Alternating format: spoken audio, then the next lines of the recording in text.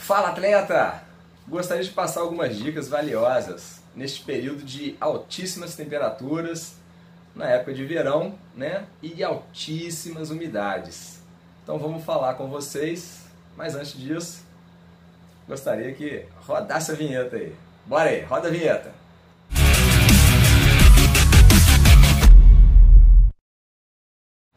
Então, pessoal, a gente estava conversando aí, discutindo com nossos atletas aqui na consultoria, do Cadinho, treinamentos, e chegamos alguns atletas reclamando, questão de frequência cardíaca, como é que funcionava a frequência cardíaca nesse período de calor, que a frequência cardíaca na hora que ele dava os tiros não subia muito.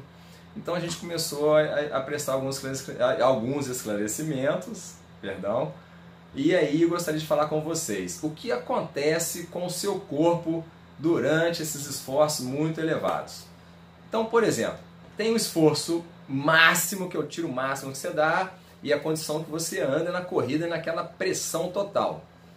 E tem o esforço submáximo. Nesse esforço submáximo, os ajustes circulatórios que o sangue joga para o seu organismo através do débito, né? O débito cardíaco é quanto sai de sangue do seu coração. E aí sai através do volume de injeção que vai distribuir. Então ele vai suprir a energia do músculo, que está gerando essa carga de movimento, de intensidade de atividade, e ele vai precisar também de um fator muito importante que ele faz sempre isso. Mas agora no verão é mais especial, com altíssimas temperaturas e necessidade de resfriar mais o seu corpo. Essa necessidade acontece por um fator mais importante que existe nesse período dentro dos fatores de resfriamento do corpo, que tem outros aí, condução, convecção, que a gente não vai entrar em detalhes, que é o chamado evaporação, né? A evaporação nesse momento é o fator mais importante para resfriar a sua máquina. E o que acontece? Ele acontece na pele, né?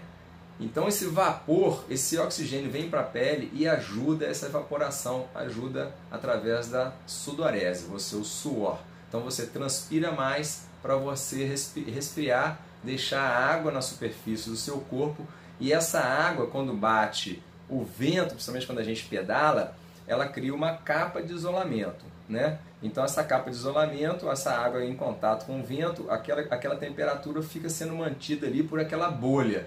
Quando você aumenta a velocidade, falando para os galácticos, quanto mais rápido você anda, mais essa capa de isolamento ela começa a baixar mais a temperatura. Então você viu que você repara que é mais agradável quando você anda com mais velocidade numa descida, por exemplo, que quando você está pedalando numa subida que você sofre mais, você sente mais o calor, porque sua velocidade está baixa.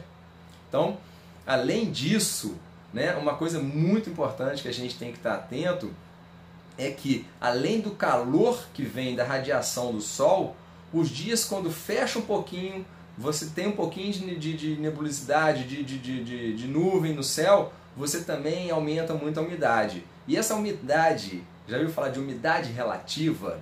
A umidade é relativa a alguma coisa. Então o ponto de relativação que ela tem é ponto zero. Então você, por exemplo, se você tem um dia que eles falam aí, a umidade hoje está em 40%. Opa, 40% ela é muito acima do ideal. Ela está 40% acima.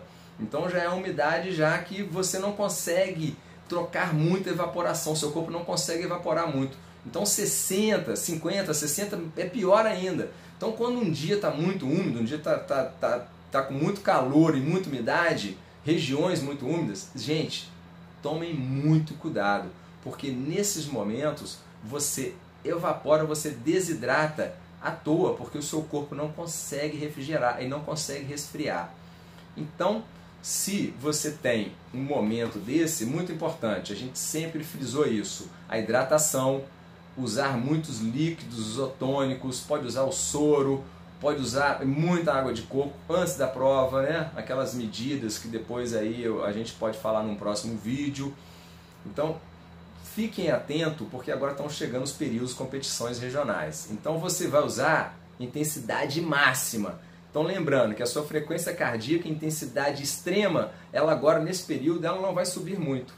Ela vai segurar porque ela precisa dividir, né, esse sangue com a pele que precisa de resfriar. Então como é que fica? O seu corpo sofre mais, você muitas vezes tem respostas negativas, você não consegue ter uma performance ideal, o seu desempenho declina. Então é natural isso, gente, pela temperatura e pela umidade relativa, que você já sabe que a umidade relativa, quanto mais alta, pior vai ser a sua evaporação, né? Não vai adiantar muito você desidratar, você vai perder água, vai evaporar e não vai baixar a temperatura. Isso eu gostaria de falar para você também, para você ficar atento com o aspecto, né, do formato de você, como que você vai resfriar o seu corpo, né? A forma de resfriar, tem muita gente que joga copinho d'água no corpo, isso não resolve muito, é muito paliativo, mas ajuda, qualquer água que você consiga jogar no seu corpo ajuda. Mas se começar a apresentar sinais que você tem que ficar atento, que o seu corpo está sofrendo muito com calor, né? E a gente tem um caso assim fisiológico grave, que é a exaustão pelo calor, que pode deixar sequela permanente no seu organismo, sequelas graves, né? Quem se lembra daquela maratona lá na Olimpíada, que a mulher chegou toda torta, isso é uma sequela que ela ficou pro resto da vida devido a essa exaustão por calor. Então a gente tem que ficar atento.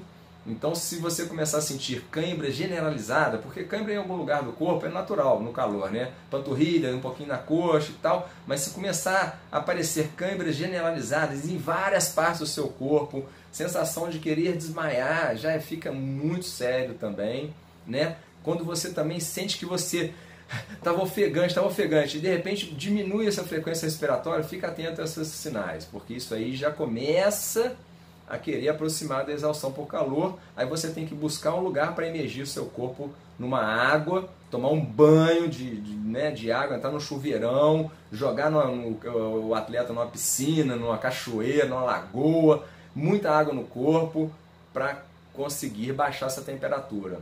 É muito importante que se faça isso.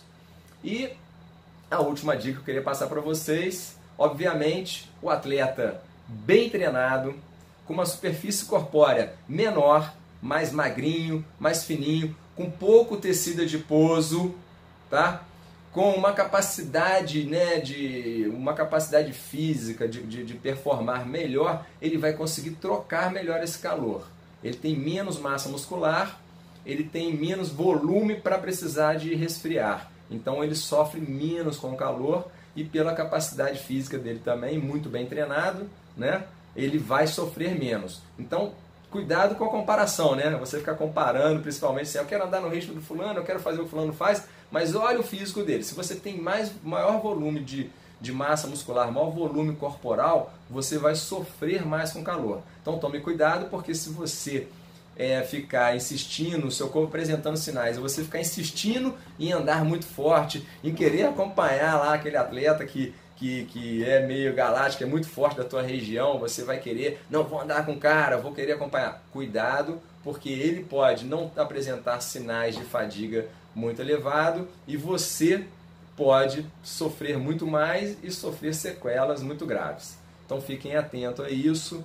O calorão, a altíssima temperatura, realmente acima de 30 graus, acima de 35 graus, ele não é compatível com atividades de muita intensidade. Mas a gente treina para isso.